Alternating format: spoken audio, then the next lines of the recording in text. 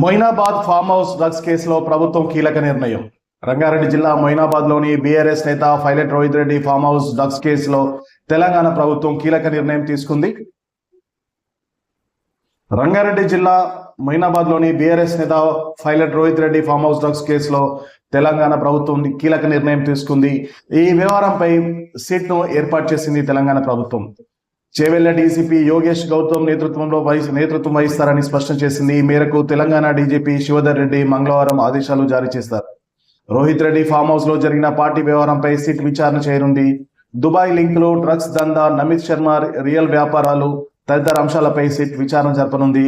ఈ డ్రగ్స్ కేసులో వీటిని ఎక్కడి నుంచి తీసుకొచ్చారు, ఈ పార్టీలో పాల్గొనేందుకు వచ్చిన వ్యాపారులు ఎవరు, వారికి మీకున్న లింకులు, దుబాయ్ లింకులు తదితర అంశాలపై పూర్తి కోణంలో విషయాలను రాబట్టేందుకు ఈ సిట్ ను ప్రభుత్వం ఏర్పాటు చేసింది.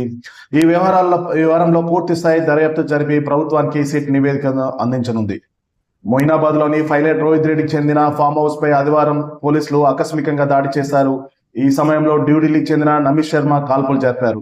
దీంతో అప్రమత్తమైన పోలీసులు వారిని చుట్టుముట్టారు. ఈ సందర్భంగా 11 మందిని పోలీసులు అదుపులోకి తీసుకున్నారు.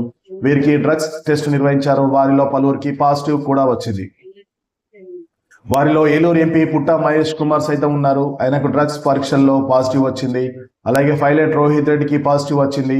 ఈ నేపథ్యంలో వీరిద్దరికి వారి పార్టీ నుంచి నోటీసులు కూడా అందాయి. ఈ ఘటనపై వివరణ ఇవ్వాలంటూ వారికి ఆయా పార్టీలు స్పష్టం చేశాయి. అప్పటి వరకు పార్టీ వ్యవహారాలకు దూరంగా ఉండాలంటూ ఆ నోటీసులో పేర్కొన్నారు. అయితే తాజాగా ఈ వ్యవహారంపై తెలంగాణ ప్రభుత్వం కీలక నిర్ణయం తీసుకుంది. ఈ కేసు పూర్తి వివరాలను లోతుగా పరిశీలించేందుకు తెలంగాణ ప్రభుత్వం సిట్ను ఏర్పాటు చేసింది.